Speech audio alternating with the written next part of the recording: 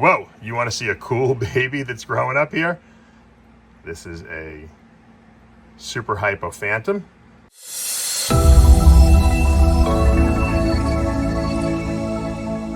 What's up, snake fans? Dave Palumbo here for Muscle Serpents Daily. I'm standing here in the rain. Yes, it's raining all day here in Cape Coral, Florida. Very rarely do we have rain all day long, but seems like today is the day to water the crops. All the trees are going to be growing from all this beautiful rain we're getting. And actually, I like this background better. Much more tropical looking right here. Since we are, in a tropical region, I don't know, you guys up north, you still got some cold weather, but spring is coming.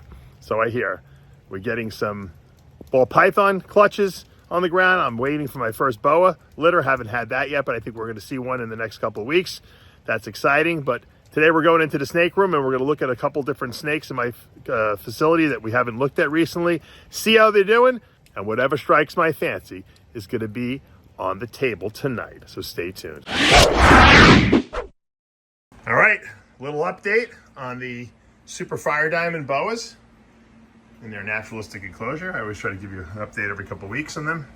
They're doing well, putting some nice size on. Look, they're pretty close to adults at this point. I think we're going to see some breeding next year. This is a male and female. I just keep kind of cohabitate them, and you can tell they're very lean. They really don't have a lot of body fat because we're feeding them.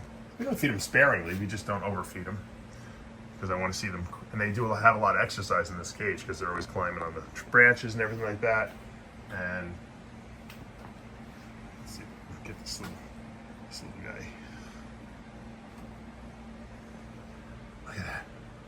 What a beautiful white snake that is. I remember when Jeremy Stone first got the first one.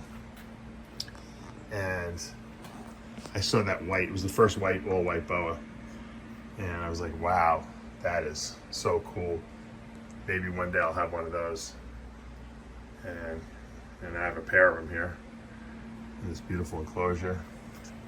Just breathtaking. They really are breathtaking. So nice. Look at my Kenyan sand boa, my snow splash. It's a triple recessive right there. This little girl has gotten big. She was like a little worm when I got her. She's huge now. Well, not huge, but she's definitely a lot bigger. You know what? I really can see myself getting more of these. Really, really cool. She's digging down into her little tunnel. Cute little update. All right, we're going to be looking at our albino splotched Nelson's milk snake. She just shed, obviously. And we're going to see where she's hiding. Oh, she's right under the hair. Isn't that beautiful? She's gotten big, too. If you remember when we got her, she was a little worm. She's put on some nice size. Look at that.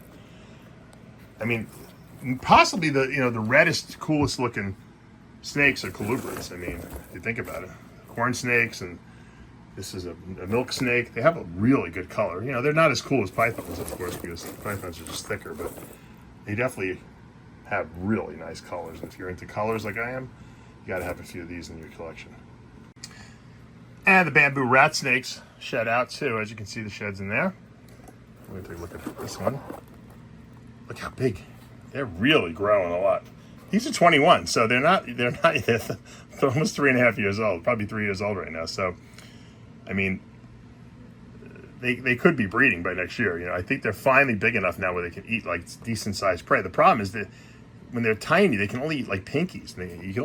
A snake doesn't grow that fast eating pinkies, And so now I think we can get these guys eating mice, and they should start putting on some really nice size now. The black striping in them is much thicker and darker when they're smaller, but as they get older, they get stretched out a little bit, but they still look super, super cool.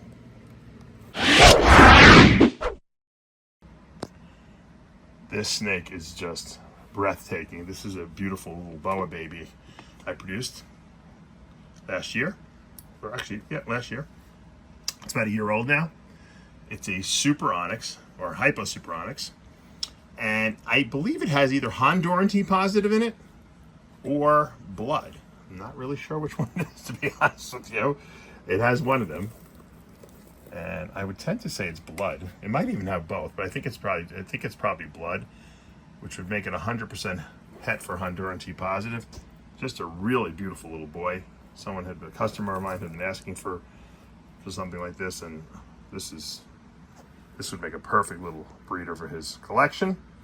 So I figured, you know what, while I'm showcasing it, taking pictures of it, I might as well show you guys how beautiful this thing is. You know, the hypo gene obviously takes away darkness. Onyx is like leopard, so it's a dark snake, but when you take away the darkness, you got red under it. And then the Honduran T positive, this kind of looks, like I said, I'm not sure if it's Honduran T positive or if it's blood. It's one of the two. And it's going to be het for the other, so really nice little boy.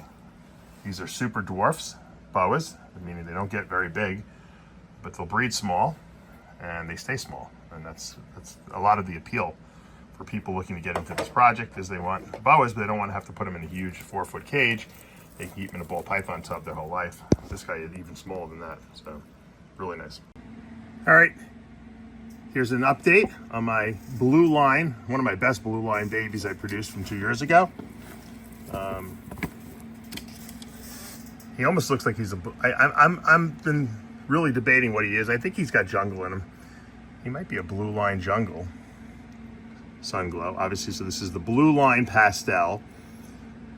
He's got the hypo gene in him, probably one copy, and he's a sharp sunglow. So he's a sharp albino, hypo.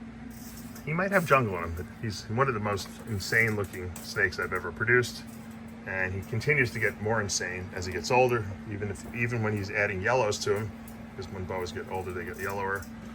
He still looks pretty wacky. And look at that tail.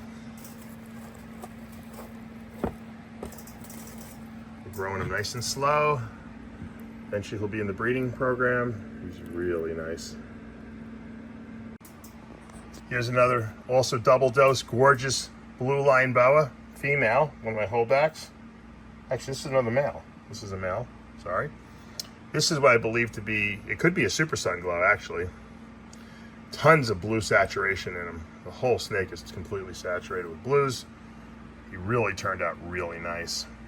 As you can see, really reduced saddles, which makes me believe that it could be super hypo, sharp sunglow, obviously blue line pastel, and we'll keep an eye on him as he progresses and gets older and gets into the breeding program. We're going to make some really nice blue ones in the future with this guy and the other guy I just showed you. And here's my female blue line, holdback, and she's looking really nice too. A lot of saturation in her as well, a lot of blue, and she's doing really, really well. So we'll just keep an eye on these guys, keep growing them up. Meanwhile, we're actually breeding the original parents. It's 2 years it's been, so I gave the female a year off, and she's in the breeding program. We might have babies from her sometime this year. Whoa, you want to see a cool baby that's growing up here? This is a super hypo phantom. That's a super hypo, so 2 copies of the hypo gene, which removes melanin. This is a paradigm, so it's 1 copy of sharp albino, 1 copy of the boa woman caramel T positive albino. You get this allelic combination of called a paradigm. And then we have the Ralph Davis reptile black-eyed anery gene in here, also present in 2 copies. We call this a phantom, and it doesn't turn all the way white because remember, the paradigm combination is not a pure albino. It's kind of a mesh between T negative and T positive albino. And when you remove the reds and the yellows from it with the black-eyed anery gene, you get this ghost-like looking or phantom-like looking snake. It's really, really cool. And this little boy is eventually we're going to go into the breeding program. He's looking really nice, and slow growing him. Here's our super hypo blizzard male we produced 2 years ago, 22. He's looking really nice, growing him up. Eventually going to get him into the breeding program. And I think that I actually sold a bunch of super blizzards. Some from this past season, one from 22 as well. So there's a couple lucky customers who are making payments on those, and they're going to be getting theirs probably this spring. And this one is going to be staying here. And once again, I'll try to get him into the breeding program probably another year or so. And we'll end with this gorgeous, gorgeous male. This is a IMG motley that also has the black gene, one copy of that in there, which is kind of like leopard. So it's kind of the equivalent to saying it's het leopard, or it's like, or someone saying it's onyx. This is the Costa Rican version of the leopard gene. So it's got one copy of that. This snake should turn completely black at some point. It's a 22. He's pretty close to black everywhere at this point. Just his head is a little, I mean, look at that. I mean, he's got a little bit of white still in him, a little bit of color, or lack of blackness, I should say. And really, he should be in the breeding program this coming at the end of this year. So I'm really excited about that. I don't know what I'm going to breed him to yet, but he's very interesting. If you look at his head, I love that.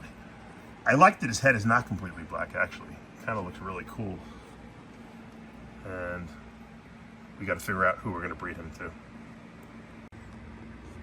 All right, last video for today. Here's that pair of the blue line sunglow boas that I imported years ago from Europe, and I showed you the babies earlier from 2 years ago. And this female looks to be gravid again, so I saw them breeding earlier in the year.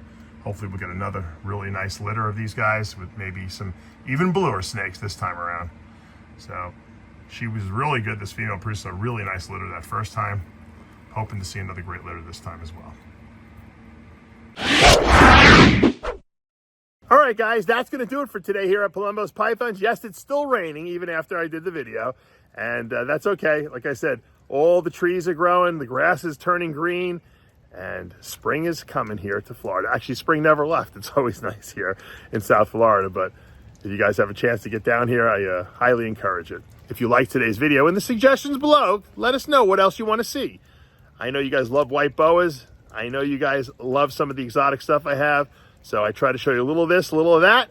And I hope in the next couple of videos, we're going to be seeing some boa litters on the ground, because I'm super excited to see what we're going to be producing this year. You just never know what might come out. And that is the excitement of the breeding season. All right, guys, if you like what you see and show us that love, hit that subscribe button, turn on those notifications, hit that like button. I'll see you back tomorrow morning.